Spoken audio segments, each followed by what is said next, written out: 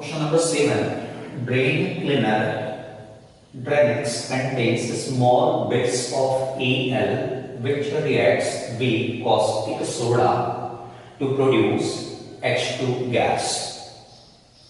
What volume of H2 at 20 degrees Celsius and 1 bar will be released when 0.5 gram aluminium reacts? यहाँ drain cleaner को use किया है। Drain cleaner होता क्या है? ऐसा केमिकल रहेगा जो सीयर पाइप को ब्लॉक होने से बचाता है, पाइप को वेस्ट वाटर को इजीली निकलने देता है। ठीक है, वाटर लॉगिंग नहीं होगा। ठीक, अब इसमें कौन सा मेटल रहता है?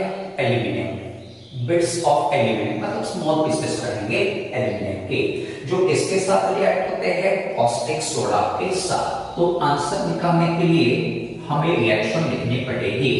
Aluminium Al, caustic soda NaOH, water बनेगा NaAlO2 with the evolution of hydrogen gas।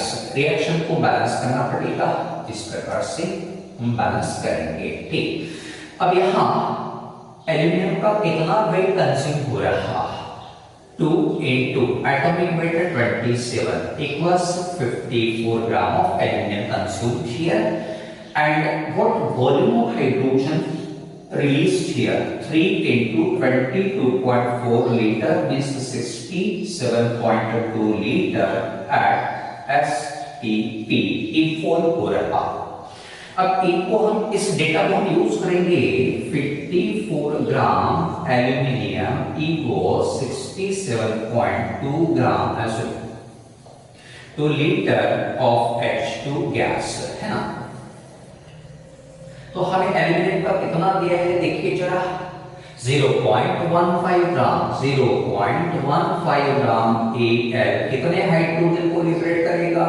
0.15 into 67.2 upon 54, you will get 0.186 liter of H2 gas। Solve करना पड़ेगा, इतना वॉल्यूम में जाएगा। ठीक है ना। अब आगे बढ़ते हैं, हमें क्या फाइंड आउट करना है? हाइड्रोजन गैस का volume at 20 degree Celsius and 1 बार। यहाँ पे भी हमने हाइड्रोजन गैस का वॉल्यूम डिटरमाइन किया। Is this the answer? नहीं, ये जो वॉल्यूम मिला हमें एट एसटीपी मिला है। ठीक है, तो अब हम यहाँ क्या करेंगे? P1 equals 1 एटमॉस्फेयर लेंगे for STP, then T1 273 kelvin और 0 डिग्री सेल्सियस रहता है, और V1 कितना रहेगा जो हमने अभी डिटरमाइन किया है। ठीक, देन हमें इस कंडीशन पे हाइड्रोजन का वॉल्यूम निकालना है, इसलिए P2 कितना रहेगा? 1 बार। बार को एटमॉस्फेयर में कन्वर्ट करना पड़ेगा, 0.987 atmosphere. Remember one bar equals 0.987 atmosphere. T2 कितना रहेगा? 20 degree Celsius equals to 20 plus 273 kelvin में हम करेंगे 293 kelvin, and V2 we have to find out। अब यहाँ हम कौन सा फॉर्मूला यूज करेंगे? तो फॉर्मूला हम यूज करेंगे P1 V1 upon T1 equals P2 V2 upon T2। P1 1, V1 0.186 upon T1 273 equals P2 0.987, V2 पता नहीं, T2 293। इसे आप सॉल्व करोगे, you will get the answer 0.203 litre है क्या? कहीं देखिए कौन सा ऑप्शन में आपको दिख रहा? In options unit of volume used is ml, लेकिन यहां हमें लीटर मिल गया, इसलिए इसको ml में कन्वर्ट करना पड़ेगा, multiply by 1000, 203 ml। Option C is the answer।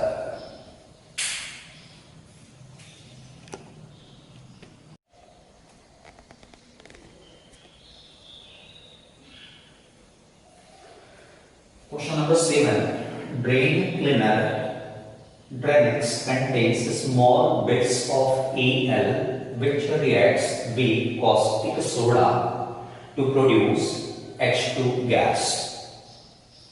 What volume of H2 at 20 degrees Celsius and 1 bar will be released when 0.5 gram aluminium reacts? यहाँ ड्रेन क्लीनर को यूज किया है। ड्रेन क्लीनर होता क्या है? ऐसा केमिकल रहेगा जो सीयर पाइप को ब्लॉक होने से बचाता है, पाइप को वेस्ट वाटर को इजीली निकलने देता है, ठीक है, वाटर लॉगिंग नहीं होगा। ठीक, अब इसमें कौन सा मेटल रहता है? एल्यूमिनियम, बिट्स ऑफ एल्यूमिनियम, मतलब स्मॉल पीसेस रहेंगे एल्यूमिनियम के, जो इसके साथ रिएक्ट होते हैं कॉस्टिक सोडा के साथ। तो आंसर निकालने के लिए हमें रिएक्शन लिखनी पड़ेगी। Aluminium Al, caustic soda NaOH, water बनेगा NaAlO2 with the evolution of hydrogen gas। Reaction को बैलेंस करना पड़ेगा, इस प्रकार से हम बैलेंस करेंगे। ठीक, अब यहाँ एल्यूमिनियम का कितना वेट कंज्यूम हो रहा? 2 into atomic weight 27 equals 54 gram of aluminum consumed here, and what volume of hydrogen released here? 3 into 22.4 liter means 67.2 liter at STP equal हो रहा। अब इनको हम इस डेटा को हम यूज करेंगे। 54 gram aluminium equal 67.2 gram 2 litre of H2 gas, है ना। तो हमें एल्यूमिनियम का कितना दिया है देखिए जरा, 0.15 ग्राम, 0.15 ग्राम Al कितने हाइड्रोजन को लिबरेट करेगा? 0.15 into 67.2 upon 54, you will get 0.186 liter of H2 gas। Solve करना पड़ेगा, इतना वॉल्यूम में जाएगा, ठीक है ना। अब आगे बढ़ते हैं, हमें क्या फाइंड आउट करना है? हाइड्रोजन गैस का volume at 20 degree Celsius and 1 बार। यहाँ पे भी हमने हाइड्रोजन गैस का वॉल्यूम डिटरमाइन किया। Is this answer? नहीं, ये जो वॉल्यूम मिला हमें एट एसटीपी मिला है, ठीक है। तो अब हम यहाँ क्या करेंगे?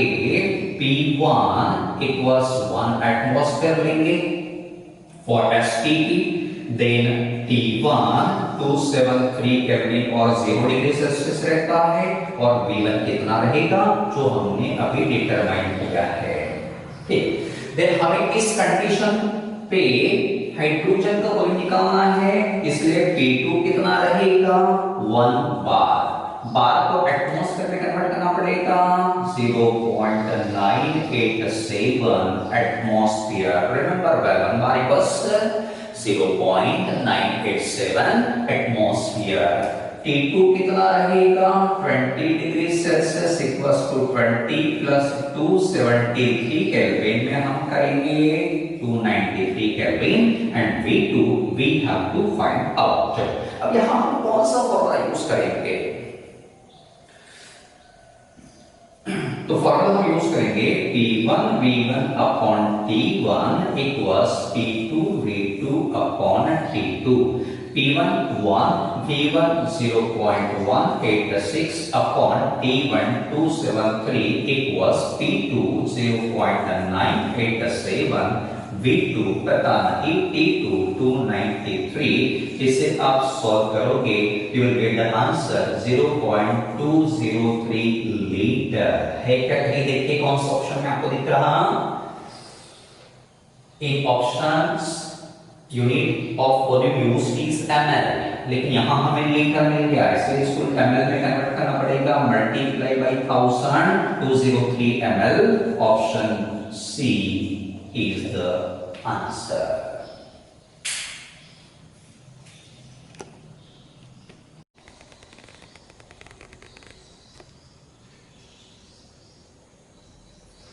Question number 8. Given below are critical temperature of few gases. When the gases are started cooling, which gas will liquefy first and which gas in the air? अब एक टेबल आपको दिख रहा है जिसमें some gases are mention along with the TC means critical temperature. तो सबसे पहले आपको क्रिटिकल टेम्परेचर का मतलब पता होना जरूरी है, जानना पड़ेगा क्या है ये। तो क्रिटिकल टेम्परेचर ऐसा टेम्परेचर जिसके ऊपर हम गैस को लिक्विफाई नहीं कर सकते। The temperature above which gas can not be liquefied is known as critical temperature. ठीक है, अभी क्रिटिकल टेम्परेचर देखिए हमें गैस को लिक्विफाई करना है यहाँ पे, तो दो फैक्टर से यहाँ फिट करते हैं, टेम्परेचर दूसरा प्रेशर। तो अभी प्रेशर के बारे में तो यहाँ कुछ डिस्कस नहीं किया, बट टेम्परेचर के बारे में यहाँ डिस्कस किया गया है। तो इसलिए हमें सबसे पहले क्रिटिकल टेम्परेचर और लिक्विफिकेशन ऑफ गैस इन दोनों में रिलेशन पता करनी पड़ेगी। तो रिलेशन क्या रहेगा, हायर द क्रिटिकल टेम्परेचर, एकदम आसान सा सवाल है, स्टेट्स ऑफ मैटर को बिलोंग करता है। Higher the critical temperature, higher is the ease of liquefaction। तो देखिए जस्ट ये रिलेशन आप याद रखेंगे तो भी आपको आंसर मिल जाएगा। कैसे, तो क्रिटिकल टेम्परेचर हाई किसका है, देखो चार में से अमोनिया का, इसलिए अमोनिया का लिक्विफिकेशन इजीली सबसे पहले होगा। और क्रिटिकल टेम्परेचर सबसे कम किसके लिए है, नाइट्रोजन के लिए, उसका लिक्विफिकेशन सबसे आखिरी में होगा। तो सबसे पहले अमोनिया, सबसे आखिरी में नाइट्रोजन। तो आंसर कौन सा रहेगा यहाँ पे, option C is the correct answer.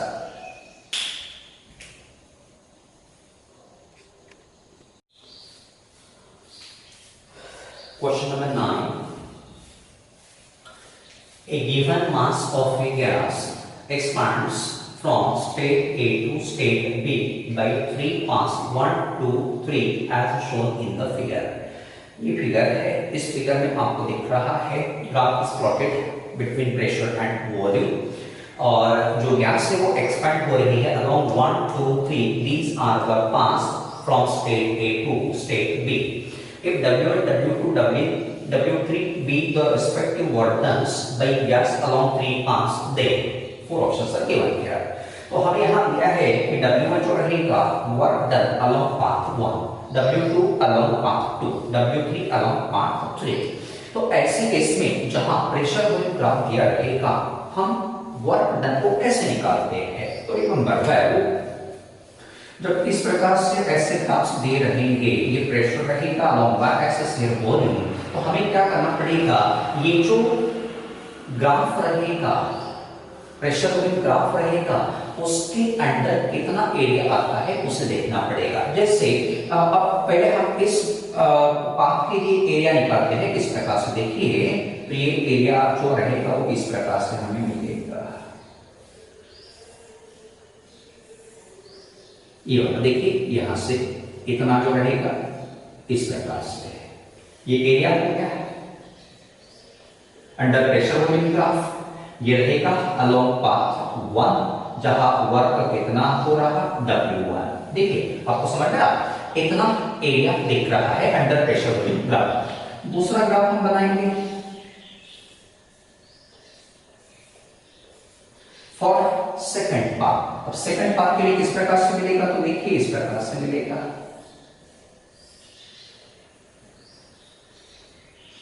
ये सेकंड पार्ट के लिए हो गया, यहां जो वर्क होगा W2 रहेगा। देखिए एरिया कितना मिल रहा है आपको। एंड लास्ट अलोंग पाथ 3 किस प्रकार से रहेगा, प्रेशर वॉल्यूम। अभी पाथ 3 यहां से यहां इस प्रकार से दिख रहा, इसलिए इसे हम इस प्रकार से बनाएंगे और ये इस प्रकार से रहेगा, यहाँ इस प्रकार से रहेगा। ये हो गया अलोंग पाथ 3, यहाँ वर्क जो होगा W3 होगा। अब आपको कंपेयर करना है कि 3 में से कहां पे area under pressure volume graph maximum रहेगा, फर्स्ट, सेकंड और थर्ड। तो क्लियरली दिख रहा है ये एरिया मैक्सिमम रहेगा और ये एरिया मिनिमम रहेगा। इसीलिए जहां एरिया मैक्सिमम रहेगा वहां वर्क मैक्सिमम सबसे ज्यादा होगा। जहां area under pressure volume drop minimum रहेगा वर्क डन सबसे कम रहेगा। इसीलिए यहाँ वर्क डन जो रहेगा सबसे कम कौन सा रहेगा? W1 क्योंकि एरिया कम है, देन W2 एंड सबसे ज्यादा W3 रहेगा because of maximum area under pressure volume graph. Relation आपको अच्छे से याद रखना है। Area under the pressure volume graph maximum रहता तो वर्क मैक्सिमम होगा, area under pressure volume graph minimum रहता तो वर्क भी मिनिमम होगा। ऑप्शन कौन सा रहेगा? आंसर कौन सा रहेगा? Option B is the answer.